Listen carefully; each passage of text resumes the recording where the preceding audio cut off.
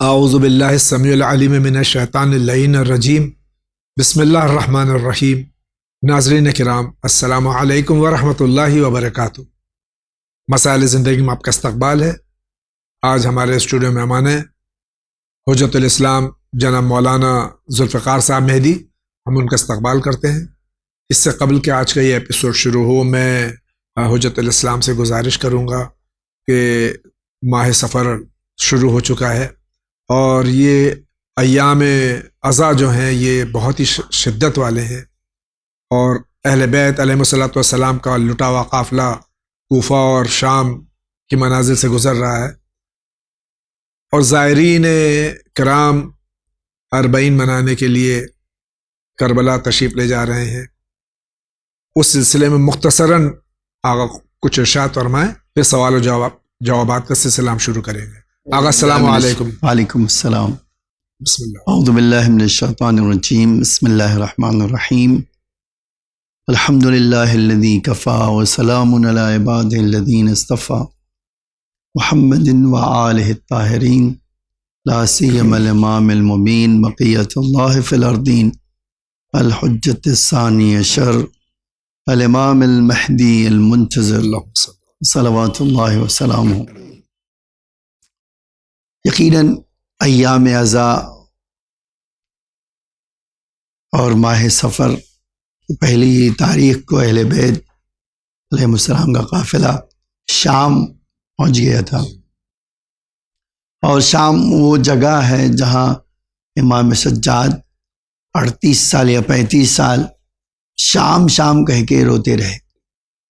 اسی سے آپ اندازہ لگا سکتے ہیں کہ شام اہل بیت کے لیے وہ جگہ تھی جہاں پر حکومتوں نے عوام کو دشمنی اہل بیت پر پال پوس کے بڑا کیا تھا۔ جی، اسی لیے آپ وہاں کے واقعات اگر ملاحظہ کریں تو جو سختیاں اور جو مصیبتوں کا سامنا اہل بیت کو شام میں کرنا پڑا، جی، وہ کسی اور جگہ نہیں کرنا پڑا، یا آپ یہ کہہ سکتے ہیں کہ اتنی سختیوں کا سامنا نہیں کرنا پڑا۔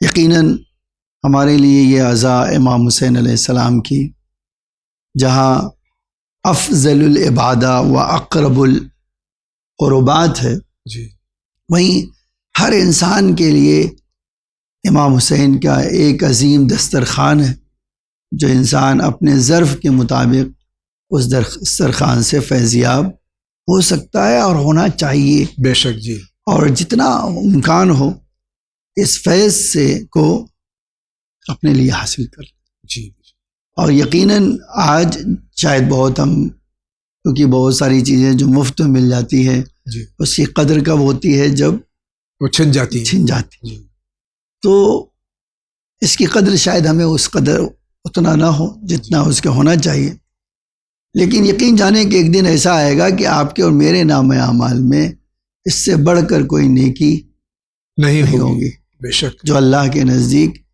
قبول بھی ہو اور اجر عظیم کا سبب۔ جی، تو بس کوشش کرے، ہر انسان، ہر مومن کوشش کرے کہ بیوی کو پرسہ دے اور اس انداز میں دے جیسے خود اہل بیت چاہتے تھے۔ تو یقیناً امام حسین کی اب 40 آنے والی ہے، جی، اور مجلسوں کا سلسلہ تقریباً ہر دنیا میں ہر جگہ چل رہا ہے، بے شک جی، تو اس کو ہم ایک رسم کے طور پہ نہ منائیں، جی، ایک عظیم عبادت سمجھ کے جی، احترام کے ساتھ، جی، بے شک اور احترام کے ساتھ ساتھ دیکھیے جس قدر انسان کی نگاہوں میں کوئی چیز عظمت ہوتی ہے، کسی چیز کی عظمت ہوتی ہے، بڑی ہوتی ہے، اتنا ہی اس کا دل اس کے سامنے جھک جاتا ہے۔ بے شک جی، تو اب جو اس عظیم عبادت میں شریک ہو تو ہمارا دل بھی اس کے سامنے جھکا ہو۔ بے شک جی، انشاءاللہ میری اور آپ کی اور ہر مومن کی عزا کو بیوی قبول فرمائے الہی آمین، اور اپنے لال کے عزاداروں میں قرار فرمائے۔ اللہم آمین۔ اللہم صلی علی محمد وآل محمد وعجل فرج۔ بہت بہت شکریہ آغا۔ کہیے تو پروگرام شروع بسم اللہ۔ کریں۔ آئیے دیکھتے ہیں سوال سب سے پہلے کس کا ہے۔ السلام علیکم، میرا نام سید ریاض حسین جعفری، میں ناگپور شہر سے بول رہا ہوں۔ حجت الاسلام والمسلمین کی خدمت میں میرا بہت بہت سلام عرض ہے۔ سوال کیا ہے، جملے مصائب کے ہے، بڑی ہمت سے میں سوال کر رہا ہوں۔ آقا آپ یہ بتائیں کہ جب امام مظلوم کربلا کا لاشا، سردار جوان جنت کا لاش مبارک کربلا کی گرم زمین پر 11 محرم کو پڑا رہا، تو سب نے اپنے رشتہ داروں کی لاشوں کو لے گئے، بے گور بے کفن رہا لاشا حسین کا۔ تو اس وقت میں جناب علی اصغر علیہ السلام نے، جناب علی اصغر علیہ السلام، جناب عباس علمدار، جناب قاسم علیہ السلام، جناب اون محمد، ان کے لاشیں مبارک کہاں تھے؟ اور آگاہ یہ بھی بتائیں، مصاحف کے جملے ہے کہ کتنے گھوڑوں کو نال بندی کا حکم دیا گیا، یہ بیان فرمائیں آگا۔ خدا حافظ۔ میرے اندر اتنی ہمت نہیں کہ میں سوال کو دہراؤں، بہرحال آپ کا سوال سمجھا جی۔ یہ جو ہے کہ ہمارے پاس روایتوں میں ہے کہ 10 گھوڑے کی نال بندی کی جی، اور 10 سے 12 لوگوں نے امام کی لاش کو پامال کی۔ جی، اور جیسے یہ سوال ہے کہ تو امام حسین جناب علی اصغر کے علاوہ جناب علی اصغر کو تو دفن کر دیا تھا، جی، بقیہ تمام جو ہے شہدائے بنی ہاشم کی لاشیں گنج شہیدہ میں اٹھا کر لا کر خیمے میں رکھی۔ جی، بے شک۔ تو امام سجاد اسی لیے آئے جب تو ایک جگہ سب کی لاشیں تقریباً ایک جگہ جب دفن کی ہے، سوائے جناب علی اکبر کے کہ پائتی دفن کیا، جی، اور جناب علی اصغر کو امام نے اپنے سینے پر، اپنے باپ کے سینے پر، آج جو یہ روایت پہ ہے۔ بقیہ گنج شہیدہ ایک ہی حبیب جگہ، ابن مظاہر ایک وہ اسپیشل، اور جناب ہور کی جناب وہ 10 کلومیٹر لے گئے۔ جی ہاں، تو باقی تو سب ایک جی جگہ ہے۔ جی، اور جو ہمارے پاس جو مقتل میں پڑھا جاتا ہے کہ امام لاش اٹھا دیتے تو خیمے میں لا کر جمع کر۔ جمع کر۔ بہت بہت شکریہ۔ اگلا سوال۔ السلام علیکم مولانا صاحب، میرا نام جاوید حسن کربلائی، رائے پور چھتیس گڑھ سے۔ میرا روزہ عاشورہ سے مناسبت سے 2 سوال ہیں۔ پہلا یہ ہے کہ جب حضرت علی اکبر کو شبیہ رسول بولا جاتا تھا تو لعینوں نے ان کے اوپر وار کیوں کیا؟ اور دوسرا سوال یہ ہے کہ جب مولا حسین حضرت علی اصغر کو لے کے کربلا کے میدان میں پہنچے اور لعینوں کی فوج رونے لگی، تو جو فوج کے جتنے لوگ رو رہے تھے وہ ان لوگوں نے امام حسین کی طرف کیوں نہیں آئے؟ وہ لوگ اس کا جواب ضرور دیجیے گا، وضاحت کیجیے اس سوال کا۔ شکریہ، السلام علیکم۔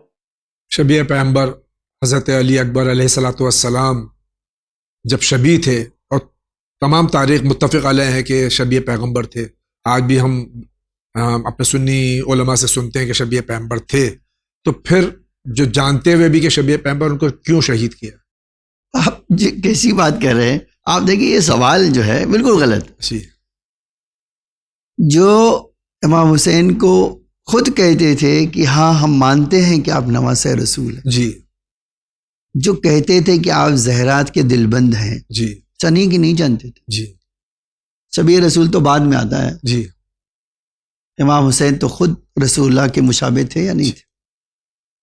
وہ تو ایک جنریشن بعد کے ہیں، وہ تو امام حسین کے بیٹے ہیں نا۔ تو اگر یہ تو نہیں ہے آپ کا قطع کلام، اور یہ تو نہیں ہے کہ دشمنی رسول سے تھی جو اولاد رسول سے نکالی گئی کربلا؟ سچائی ہے، آپ جو سچائی یہی ہے، ہے، بالکل یہ حقیقت سچائی ہے۔ یہ دشمنان رسول تھے، ہاں، اصل دین اسلام سے دین ان کو اسلام سے ان کو دشمنی دشمنی تھی۔ تھی، ان کو اسلام اور رسول چاہیے ہی نہیں تھے۔ بے شک جی، اور یہ جو ہے کہہ دینا واقعی یہ تو صحیح بات ہے کہ اگر رسول کو سے محبت ہے تمہیں جی، تو شبیہ رسول پہ تلوار کیسے چلی؟ جی، لیکن چلایا تو ہے نا، جی، بے اس شک میں تو کوئی شک نہیں۔ امام حسین کی بد دعا موجود ہے۔ جی، اور شہزادہ علی اصغر کو جو شہید کیا، دیکھیے امام حسین کی یہ بد دعا جو ہے جی، یہ خود اس بات کی دلیل ہے کہ وہ ان کا کوئی اسلام سے لینا دینا نہیں تھا، وہ سب دنیا کے بندے تھے، دنیا کے غلام، دنیا پرست، شیطان پرست، جو چاہیے آپ کہہ لیجیے۔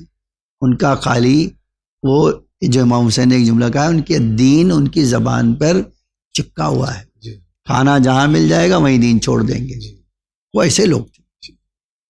اب جناب علی اصغر کے بارے میں بھی یہی کربلا میں اس کے بعد بھی ہے۔ آپ دیکھیے جناب فاطمہ کبریٰ کی یہ روایت ہے کہ ایک ملعون میرے پیر سے پاؤں زیب اتار رہا تھا اور چیخ مار کے رو رہا تھا۔ میں نے اس ملعون سے کہا کہ تجھے کیسا بے شرم ہے، انسان ہے، رو بھی رہا ہے اور یہ برا کام بھی کر رہا ہے، میرے پیر سے اتارنے کی کوشش کر رہا ہے، تو یا روم نہیں یا پھر یہ میرے فیل پاؤں نہ سے- کرو. ہاں جانتے ہیں اس نے کیا کہا؟ کہا بیوی غم یہ ہے کہ آپ اولاد رسول ہیں.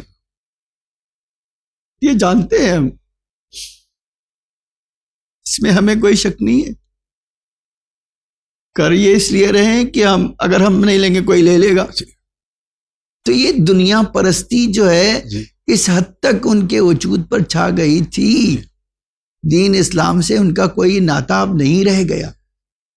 ایسے کیسے مسلمان ہو سکتے جو کلمہ رسول کا پڑھیں اور بیویوں کے ساتھ ایسا سلوک کریں؟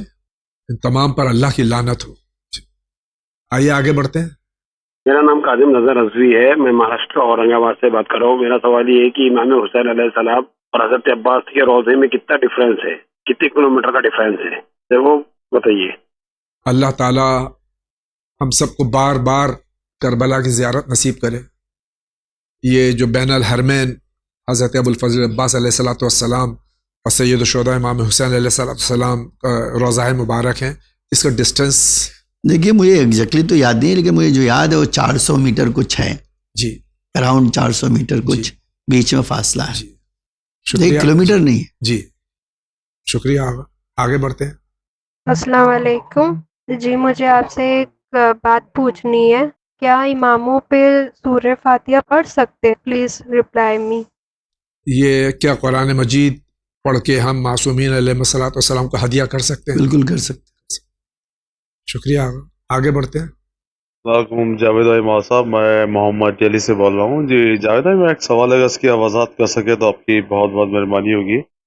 وہ سوال دراصل یہ ہے جاوید بھائی کہ ہم لوگوں نے جو روایتوں میں سنا ہے اس میں یہ سنا ہے کہ جو جناب صغرا تھیں حضرت علی اکبر علیہ السلام کی بہن، وہ مدینے میں رہ گئی تھیں، اور ابھی میں سیریا گیا تھا تو میں نے ان کی خبر سیریا میں دیکھی. تو مجھے آپ سے یہ پوچھنا تھا کہ بعد کربلا کیا جناب صغرا سلام علیہ کیا یہاں آئی تھی اور کتنے سال بعد آئی تھی سیریا، اور ان کی وفات کیا یہی ہوئی تھی؟ اگر اس کی وضاحت کر سکے تو آپ کی بہت بہت مہربانی ہوگی. بہت بہت شکریہ. السلام علیکم. شام سوریا سیریا جس کو کہتے ہیں، وہاں پر جناب صغرا سلام اللہ علیہ کا روضہ ہے، ان کی قبر مبارک ہے.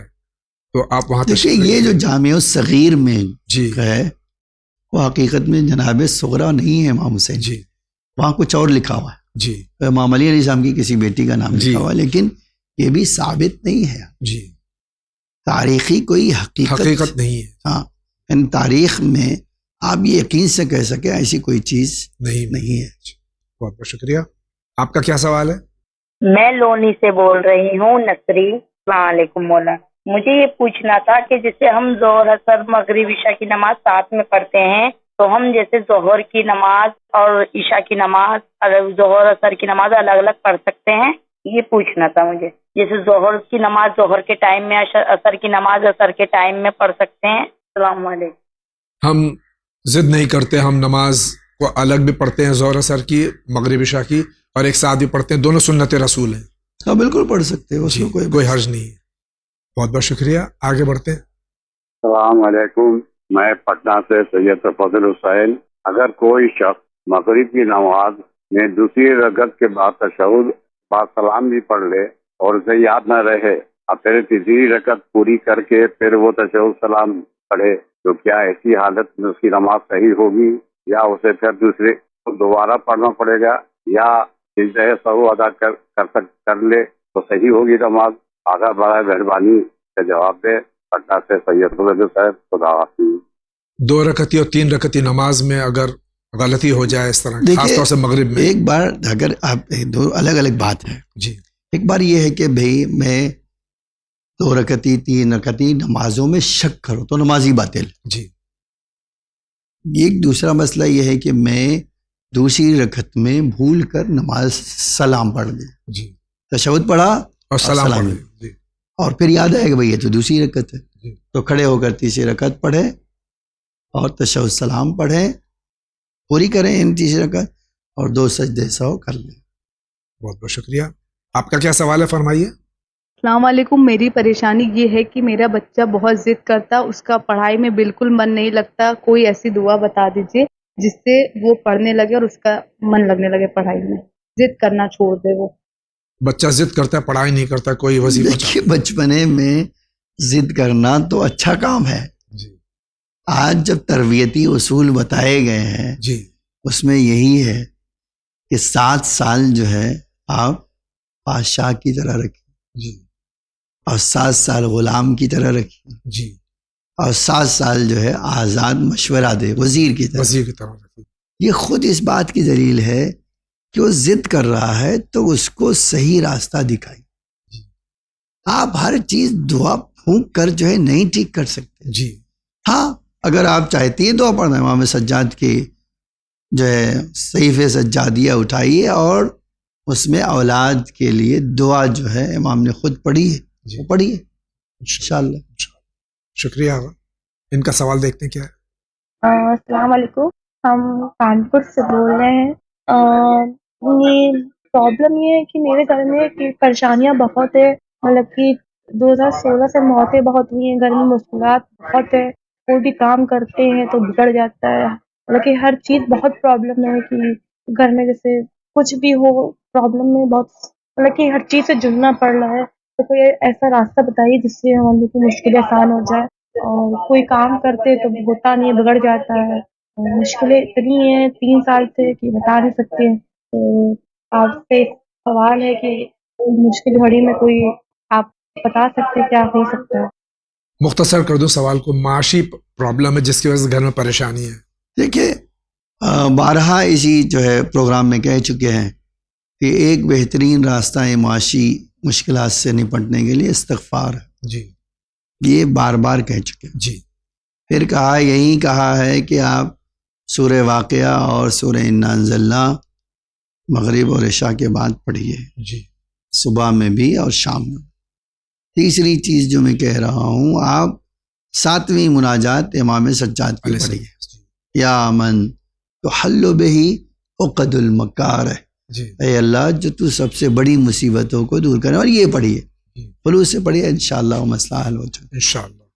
آگے بڑھتے ہیں. السلام علیکم. جی میرا سوال یہ ہے کہ میری شادی کو تقریباً 8 سال ہو گئے اور میرے 2 بچے ہیں. لیکن ابھی جب میری بیٹی ہوئی تھی تو اس کے بعد 3.5 سال کی میری بیٹی ہے اور 3 سال سے میرے شوہر جو ہے فزیکل فٹ نہیں ہے. انفٹ سے مینز یہ ہے کہ بالکل ایسا نہیں ہے کہ بالکل ہی مطلب وہ میدان طاقت نہیں رہی لیکن ان کی ٹائمنگ بالکل ختم ہو گئی ہیں. جس کی وجہ سے ہمارے ریلیشن میں بہت زیادہ مسائل پیدا ہو گئے. اور ہم نے ایک مولانا سے رجوع کیا تھا تو انہوں نے یہ بتایا ہے کہ اگر مرد عورت کے قابل نہ رہے 3 مہینے میں نکاح ختم ہو جاتا ہے. تو ہمارے ساتھ یہ 2.5-3 سال سے مسئلہ چل رہا ہے مسلسل اور اپنے ذہنی طور پہ بالکل بھی آمادہ نہیں ہے ان سے کوئی تعلق رکھنے میں بنانے میں. تو اس حوالے سے شریعت کیا کہتی ہے, شریعت کا کیا حکم ہے اور ابھی ہمیں کیا کرنا چاہیے؟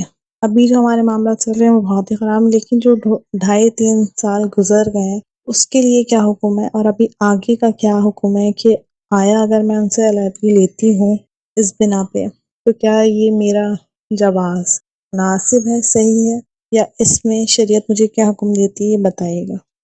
یہ مسئلہ ہے. دیکھیں شریعت بہت کلیئر اس میں بات کرتی ہے. آپ خود کہہ رہی ہیں کہ آپ کے 2 بچے ہیں. جی بیماری کسی کو بھی آ سکتی ہے. جی ہمارا دین ہمیں سکھاتا ہے کہ اگر کوئی بیمار ہو گیا ہے اس کا علاج کروائیے.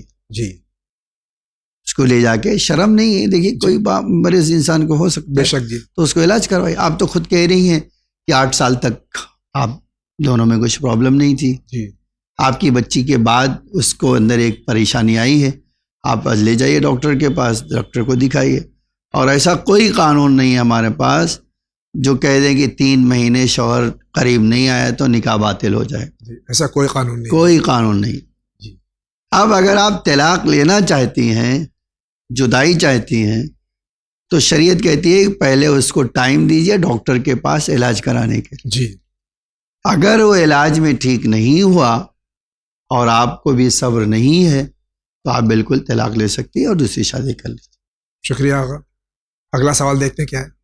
السلام علیکم ورحمۃ اللہ وبرکاتہ. جاوید مولانا صاحب, میں کرناٹک سے بات کر رہا ہوں. میں نے ایک مرتبہ یہ سوال درج کرایا تھا لیکن میں نے ایک مرتبہ سے پہلے بھی سوال ریکارڈ کیا تھا لیکن اس کا جواب ابھی تک نہیں ملا ہے، اس کا کیا ریزن ہے؟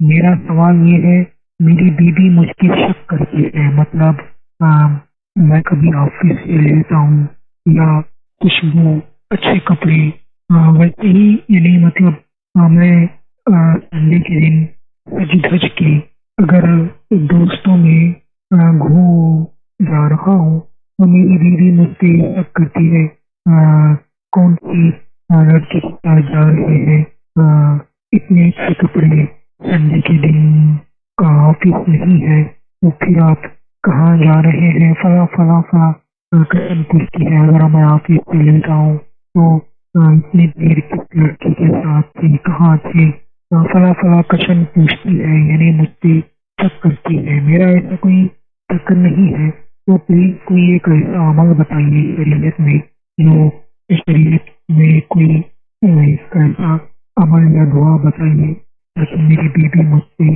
شک نہ کرے۔ پلیز میرے سوال کا جواب دیجیے، شکریہ، خدا حافظ۔ بیوی شک کرتی ہے ان کے اوپر؟ دیکھیے، شک کی بنیاد آپ کو ڈھونڈنا ہوگا۔ جی، کوئی بھی انسان بغیر کسی وجہ کے شک نہیں کرے گا۔ جی، اگر ایسا ہے تو اس کا شک کا علاج تو دوسری چیز ہے، جی، لیکن اگر آپ کی بیوی شک کرنے کے پیچھے اس کا ریئل ریزن ہے تو آپ اس ریزن دور کر دیجیے۔ جی، آپ کیوں چاہتے ہو کہ آپ بن ٹھن کے جاؤ کسی ایسے فنکشن میں جو خود اس کے شک کا سبب؟ کیوں؟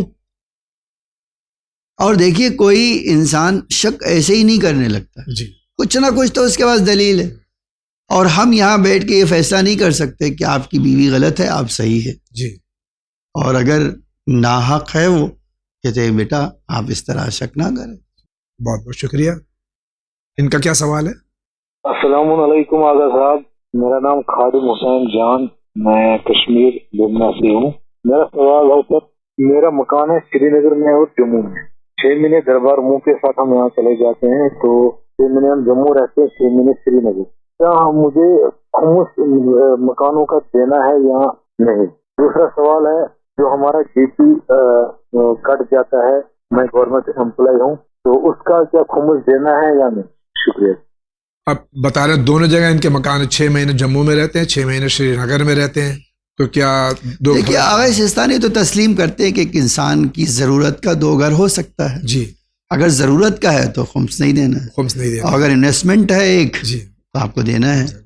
دوسرا سوال جو پی ڈی ایف دوسرے کا جو ہے کہ جو آپ کی گورنمنٹ پیسے لیتی ہے، پروویڈنٹ فنڈ جو ہے، ہاں، جب آپ کو پروویڈنٹ فنڈ ملے گا تو خمس دینا ہوگا اس کو۔ شکریہ آغا۔ اگلا سوال۔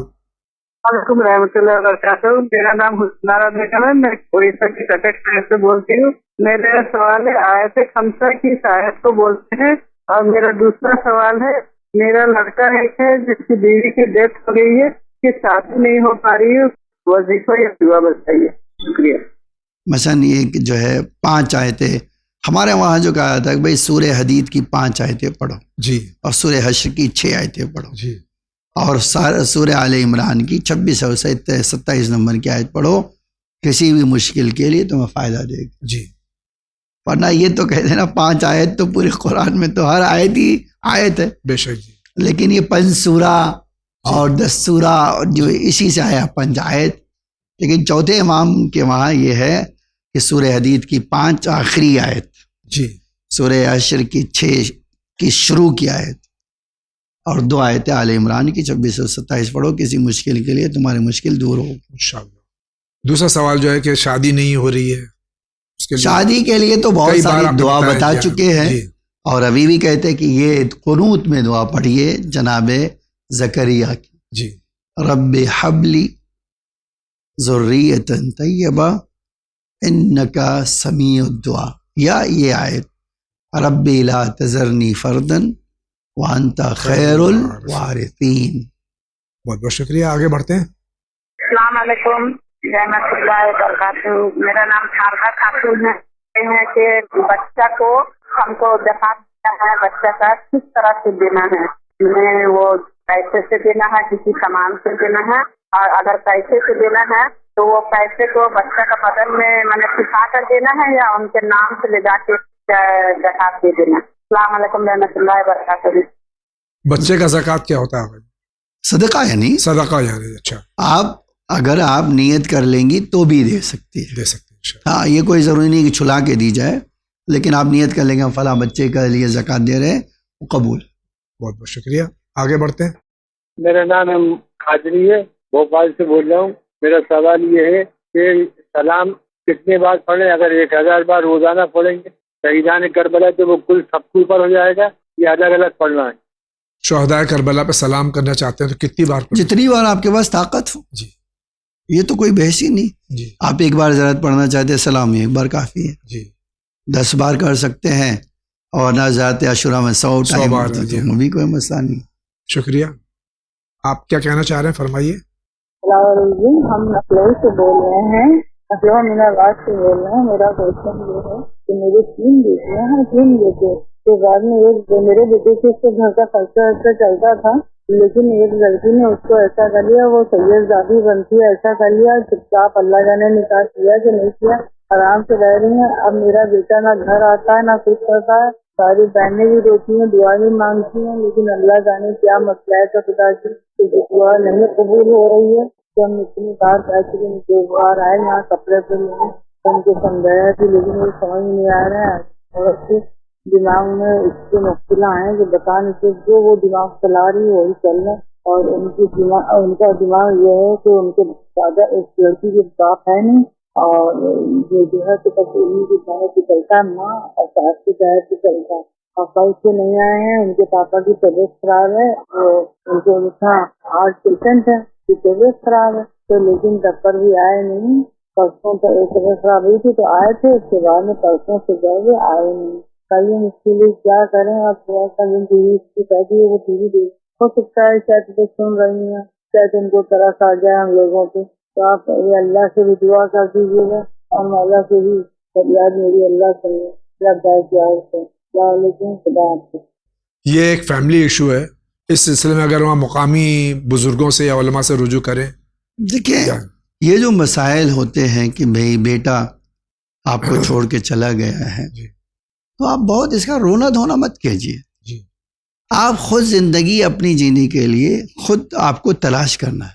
جی آپ سوائے دیکھیے ایک بات بالکل صحیح ہے کہ آپ کے بچے کو نصیحت کرنا چاہیے کہ ماں باپ کو نہ چھوڑو، جی ماں باپ کا دھیان رکھو، ماں باپ کی خدمت کرو. لیکن اس نے چھوڑ دیا تو یہاں سے بیٹھ کے ہم یہی کہہ سکتے ہیں کہ اللہ کے وہاں تمہیں سزا ملے گی. جی اس کے علاوہ تو کچھ نہیں کہہ سکتے. بے شک. ڈرا سکتے ہیں. جی لیکن سچائی یہ ہے کہ آپ اب اس کا رونا دھونا چھوڑ کر جی اپنی زندگی کو خود آگے بڑھانے کی کوشش کیجیے. ایک لڑکی ہے تو کیا ہوا، ایک لڑکا ہے تو کیا ہوا. آپ کہہ رہی ہیں میں 3 بچے 3 بیٹی ہیں، تو اچھا ہے دوسرے بیٹے آپ کے لیے کام کریں. کوئی ضروری تھوڑی ہے کہ کوئی ہر بیٹا اور بیٹے کی ذمہ داری ہوتی ہے کہ جب پیسے بچیں گے اور اس کے پاس طاقت ہوگی تو سب کا خرچ چلائے گا. نہیں ہے تو کیا کرے. شکریہ. اگلا سوال. اس کے غلام الدین بول رہا ہوں کولکاتہ سے. مولانا صاحب جاوید بھائی السلام علیکم. ہمارا سوال ہے جمعہ کی نماز کیا واجب میں سے پڑھ سکتا ہوں؟ خدا حافظ. اگر شرائط کے ساتھ کہیں جمعہ قائم ہو جائے تو وہاں جمعے کی نماز وقت کے اندر اگر شرائط کے ساتھ میں ہے تو کیا واجب کی نیت سے پڑھ سکتے ہیں؟ جی ہاں بالکل پڑھ سکتے ہیں. اگلا سوال. حامد علی رات کی چھتیس گڑھ. یہ نساء اگر سے جو پالا ہوا ہے ان کے والد کا نام لکھا ہوا ہے اور جو اصلی والد ہے ان کا نام نہیں ہے، تو کیا نکاح ہو سکتا ہے کیا؟ السلام علیکم. خدا حافظ. پالا والا بچہ ہے. دیکھیے نکاح سے جی کوئی واسطہ نہیں ہے، اس سے کوئی واسطہ نہیں ہے. بس لڑکی اور لڑکا معین ہونا چاہیے جی کہ لڑکی کون ہے اور لڑکا کون ہے. جی کس کا ہے یہ معیار نہیں ہے، وہ بھی خاص طور سے نکاح کی صحت کے لیے. جی اس سے کیا لینا دینا. شکریہ. آپ فرمائیے کیا کہہ رہے ہیں. مجھے پوچھنا تھا کہ وضو کس وقت کیا جائے، یعنی جب نماز کا وقت ہو جبھی کیا جائے یا نماز کا وقت ہو جبھی بھی وضو رہا جائے، اور اس کا مطلب یعنی کہ نیت کیا ہونی چاہیے. دیگر نماز کے نماز کے ہوتا ہے تو واجب نماز کے نیت کی جاتی ہے وضو کرتا ہوں، اور سمجھو ابھی نماز کو 2 گھنٹے یا 3 گھنٹے یا 4 گھنٹے باقی ہے اور وضو کی ضرورت پڑتی رہے ہر 4 گھنٹے میں، ہر 10 منٹ میں، تو نیت کیا کیا جائے نیت کی وضو کی، یہ ایک بات. اور دوسری بات یہ تھی کہ یاد ہی نہیں آ رہا بات میں. علماء کرام سے سنا آپ حضرات سے کہ ہر وقت باوضو رہنا چاہیے، بہتر ہے. اور جب نماز کا وقت میں تو قربتاً اللہ، یا نماز کا وقت تو جب بھی قربتاً اللہ کی نیت سے ہو سکتی ہے. دیکھیے جی اگر نماز کا وقت داخل ہو گیا تو واجب کی نیت سے بھی ہو سکتا ہے جی، لیکن اگر نماز کا وقت نہیں ہے تو قربتاً اللہ کی نیت سے وضو کر کے نماز بھی پڑھ سکتے. جی شکریہ. آپ اگلا سوال. السلام علیکم، میرا نام سید ذوالفقار ہے بڈگام سے. میرا سوال ہے کہ ولایت تکوینی کیا ہے؟ ولایت تکوینی کیا ہے یہ پوچھا؟ ولایت تکوینی پوچھا. ولایت تکوینی کہتے ہیں کہ اللہ اپنے اسپیشل بندے کو دنیا کے سسٹم کو استعمال کرنے کی اجازت دیتا ہے. جی مثلا مثال کے طور پہ اگر وہ چاہے ہوا ادھر سے تو ادھر سے چلا دے. جی بارش نہیں ہو رہی دعا کرے بارش ہو جائے. جی اولاد نہیں ہو رہی دعا کرے اولاد ہو جائے. سورت کو پلٹا دے. جی چاند کے 2 ٹکڑے کر دے. یہ جی دسترخوان پہ شیر کی تصویر کو دیکھ کے کہہ دے شیر بن جائے. جی اس کو کہتے ہیں ولایت تکوینی. بہت بہت شکریہ. اگلا سوال. 2 صدی شری نگر کشمیر آقائی سیستانی کے نزدیک جمعہ کو جمعہ کا غسل زوال سے پہلے پھر وضو نہیں کرنا ہے یا کرنا ہے، یا زوال کے بعد غسل کیا تو جمعہ کو تو نماز جمعہ کے نماز جمعہ کو غسل کیا تو اس کے لیے وضو کرنا پڑے گا یا نہیں؟ جمعہ کا غسل کرنے کے بعد آقا سیستانی کہتے ہیں کہ وضو کی ضرورت نہیں ہے، اس سے نماز ہو سکتی ہے. اگلا سوال. یہ کرناٹک اور اس مہینے میں نیا کاروبار کر سکتے ہیں کیا؟ جو محرم ہوا اور دوسرے مہینے میں کر سکتے ہیں یا 12ویں میں شروع کریں کاروبار، نیا کاروبار؟ اب تو یہ سفر کا مہینہ شروع ہو گیا، سفر کے مہینے میں اگر نیا کاروبار شروع کرنا چاہیں تو کر سکتے ہیں. کر سکتے ہیں، ایسا تو نہیں ہے کہ نہیں کر سکتے ہیں، لیکن ایسا خوشی کے دن سے شروع کرے تو اچھا ہے، زیادہ بہتر. بہت بہت شکریہ. آگے بڑھتے ہیں. جی السلام علیکم جاوید بھائی مولانا صاحب، میں محمد دہلی سے بول رہا ہوں. جی جاوید بھائی میرے 2 سوال ہیں، اگر اس کی وضاحت کر سکے تو آپ کی بہت بہت مہربانی ہوگی. جی جاوید بھائی میں ابھی تہران گیا تھا تو میں نے بی بی شہر بانو کی جو قبر مبارک ہے وہ میں گیا تھا تو وہ اونچے ماؤنٹین پہ ہے. تو مجھے 2 سوال پوچھنا ہے آپ سے. پہلا سوال میرا یہ ہے کہ جو بی بی شہر بانو کی وفات ہوئی تھی وہ بعد کربلا ہوئی ہے یا کربلا سے پہلے ہوئی ہے؟ اور دوسرا سوال میرا یہ ہے کہ جو ان کی قبر مبارک ہے وہ تہران میں کیسے ہے؟ اگر ان 2 سوالوں کی آپ وضاحت کر سکے تو آپ کی بہت بہت مہربانی ہوگی. بہت بہت شکریہ. السلام علیکم. وعلیکم السلام. مادر گرامی حضرت علی ابن الحسین زین العابدین علیہ الصلوۃ والسلام کی وفات تو مدینے میں ہوئی ہے. جی ہاں. جی تو یہ قبر وہاں کیسے پہنچی؟ یہ غلط ہے. غلط کوئی وہ بی بی دیکھیے یہ بڑی مسئلہ ہے. آپ جاوید بھائی بی بی شہر بانو کے نام سے ہزاروں کروڑوں لڑکیوں کا نام ہو سکتا ہے. جی ہو سکتا ہے. جی ہاں. تو کوئی اور ہمارے پاس معتبر روایت ہے کہ جناب شہر بانو چوتھے امام کی پیدائش کے بعد چند دنوں کے اندر ہی انتقال فرما گئی. جی. اب ظاہر سی بات ہے مدینے میں پیدا ہوئے تو مدینے میں دفن ہوں گی. جی. یہ کوئی اب یہ جھوٹی خبر ہے کہ امام حسین نے انہیں کربلا سے اعجاز سے تہران بھیج دیا تھا اور وہیں ایسا کچھ نہیں، مدینے میں آپ مدفون ہیں. جی بہت بہت شکریہ.